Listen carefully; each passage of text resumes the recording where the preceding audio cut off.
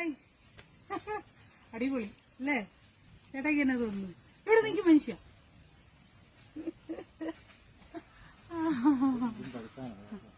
ആ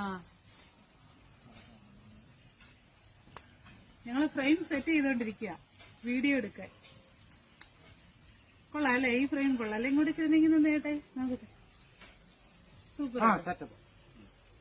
രണ്ട് വാക്ക് ഇതിങ്ങനെ ഇരുന്നാ പോരെ? ഏത് പാവയ്ക്കാ ചേട്ടാ കറി വെക്കണ്ടേ?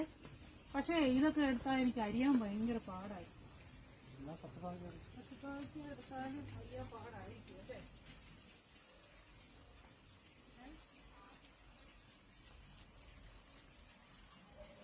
അല്ലെങ്കിൽ പിന്നെ വെള്ളയെന്ന് തന്നെ ഒരു വലിയ പ്രായമില്ലാത്തവരെന്നും പറയുന്നു അല്ലേ?